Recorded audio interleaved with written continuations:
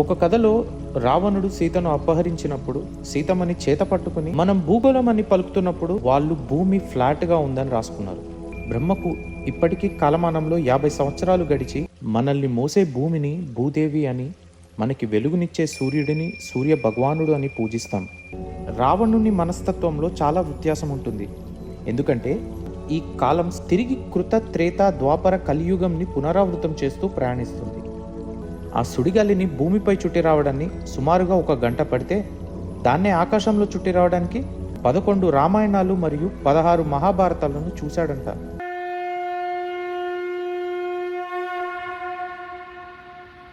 శివపురాణం ప్రకారం విష్ణువుని శివుడు సృష్టించాడు.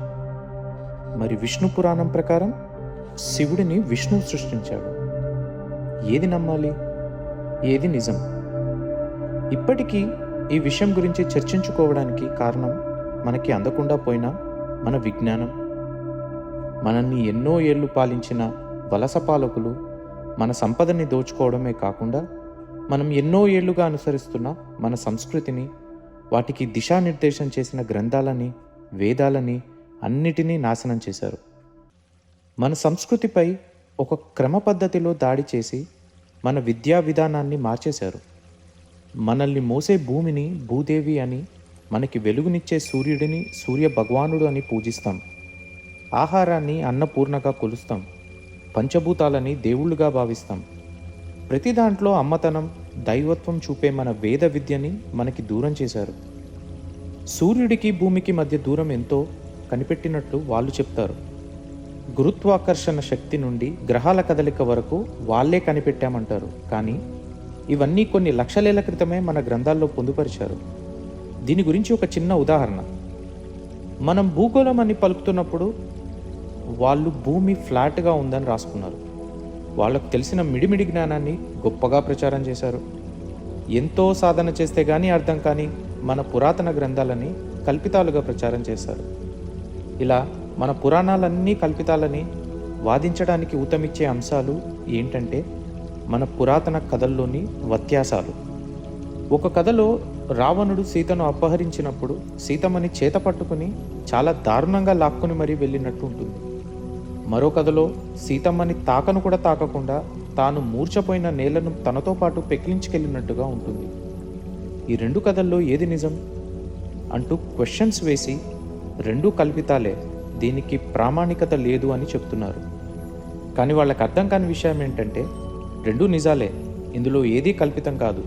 ఇవి అర్థం చేసుకోవాలంటే విశేషమైన జ్ఞానం ఉండాలి. అలాంటి జ్ఞానం మనకు అందకుండా చేశారు కాబట్టే మనం కూడా అదే కన్ఫ్యూజన్లో ఉన్నాం. ఈ వీడియో ద్వారా ఋగ్వేద మీడియా ఎంతో రీసెర్చ్ చేసి మీకోసం కొన్ని వివరాలు అందజేయబోతుంది. వీడియోని చివరి వరకు చూడండి, నలుగురితో షేర్ చేయండి. ఇలాంటి డౌట్స్ వచ్చిన వారెవరికైనా దీని ద్వారా తెలిసిన అంశాలను వివరించండి. ఈ వలస పాలకులకి తెలిసినంత వరకు కాలం ఒక సరళ రేఖలాగా సాగుతుంది. దాంట్లో భూత, వర్తమానం, భవిష్యత్తు మాత్రమే ఉంటాయి. కానీ మన హిందూ సనాతన ధర్మం ప్రకారం కాలం సరళ రేఖ కాదు, అలాగని వృత్తము కాదు. ఎందుకంటే వృత్తానికి ముగింపు ఉంటుంది. కానీ ఈ వృత్తం కొనసాగుతూ ఒకదానిపై ఒకటి అల్లుకుంటూ వెళ్తుంది. అలా అల్లుకునే క్రమంలో మనకు తెలిసిన 4 యుగాలని మళ్ళీ మళ్ళీ పునరావృతం చేస్తుంది.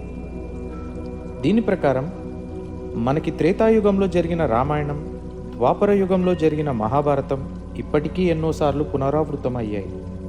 వివిధ కల్పాలలో జరిగిన కథలు వివిధ రకాలుగా గోచరిస్తాయి. అందుకే ఒక కథని ఎన్నో విభిన్నతలతో వింటుంటాం.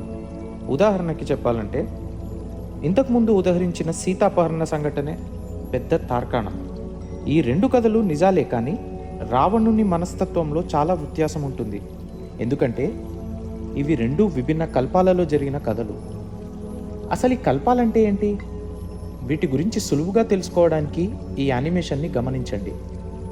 కాలం అనేది ఒకసారి మొదలయ్యాక మొదటగా వచ్చేది కృతయుగం, తరువాత త్రేతాయుగం, తరువాత ద్వాపర యుగం, ఆ తరువాత కలియుగం. ఇవి చుట్టి వచ్చిన తరువాత ఈ కాలం తిరిగి కృత త్రేత ద్వాపర కలియుగంని పునరావృతం చేస్తూ ప్రయాణిస్తుంది. ఇలా 4 యుగాలని కలిపి మహాయుగం అంటారు. అలాంటి 71 మహాయుగాలు కలిస్తే ఒక మన్వంతరం, అలాంటి 14 మన్వంతరాలు కలిస్తే బ్రహ్మకి ఒక కల్పం అవుతుంది. ఇలా ఎందుకు జరుగుతుందంటే, ఇలా తిరుగుతున్న కాలం యొక్క వేగం కూడా అన్ని లోకాల్లో సమానం కాదు. అది ఒక్కో లోకంలో ఒక్కో వేగంతో ప్రయాణిస్తుంది. దీని గురించి అర్థం చేసుకోవాలంటే ఒక సుడిగాలిని చూడండి. అది మొదలైన నేలపైన తక్కువ వ్యాసార్థంలోనే ఉంటుంది, కానీ పైకి వెళ్ళే కొద్దీ దాని విస్తీర్ణం పెరుగుతూ పోతుంది. ఆ సుడిగాలిని భూమిపై చుట్టి రావడాన్ని సుమారుగా 1 గంట పడితే, దాన్నే ఆకాశంలో చుట్టి రావడానికి ఒక 8 గంటల సమయం పట్టొచ్చు.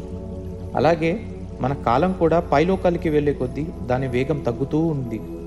అందుకే బ్రహ్మకి ఒక పగలు గడిచేలోగా మనకి 432 కోట్ల సంవత్సరాలు గడుస్తున్నాయి. అంటే ఒక కల్పంలో ఎన్నో రామాయణ మహాభారతాలు సంభవించుండొచ్చు. దీనికి ఉదాహరణ మన పురాణాల్లో కాకభూషణుడి కథ ఉంది. ఇప్పటికీ భూమిపై జీవిస్తున్న అమరజీవులలో ఆయన ఒకరు. హనుమాన్జీ, కాలభైరవ, వ్యాస, పరశురాముడు, అశ్వత్థామ, మార్కాండేయ మరియు కృప లాంటి వారిలాగా అతను వేదాల మరియు పురాణాల ప్రకారం 11 రామాయణాలు మరియు 16 మహాభారతాలను చూశాడంట. కల్పము ముగిసే వరకు తన శాశ్వతమైన రూపంలో జీవిస్తూనే ఉంటాడు. అలా అనంతమైన ఈ కాలమనంలో ఎన్నో మహాయుగాలు గడిచిపోయాయి. ఎందరో బ్రహ్మలు గతించారు. బ్రహ్మకు ఇప్పటికీ కాలమానంలో 50 సంవత్సరాలు గడిచి 51 సంవత్సరంలో శ్వేత వరాహ కల్పంలో 6 మన్వంతరాలు తర్వాత 7వ మన్వంతరమైన వైవస్వతంలో 27 మహాయుగాలు గతించాయి. 28వ మహాయుగంలో 4వది అయిన కలియుగం ఇప్పుడు నడుస్తుంది. ఇంతకాలం గమనంలో ఇన్ని విభిన్నమైన కథలు రావడం చాలా సాధారణ విషయం. మనం ఇప్పుడు పాటిస్తున్న ఈ సంఖ్యామానంలో లెక్క వేయడం కూడా అసాధ్యం. చివరిగా చెప్పేది ఏంటంటే, మన పురాణాలు, మన చరిత్రలు, మన వేదాలు, మన కథలు అన్నీ నిజమే. జస్ట్ వేర్వేరు టైం ఫ్రేమ్స్లో వేర్వేరు కల్పాలలో జరిగినవి. వేర్వేరు కల్పాలు, వేర్వేరు దేవతలు సృష్టికర్తగా ఎందుకున్నారో, కొందరు శివుడు సృష్టికర్త అని, కొందరు విష్ణు సృష్టికర్త అని ఎందుకంటారో నెక్స్ట్ వీడియోస్లో తెలుసుకుందాం.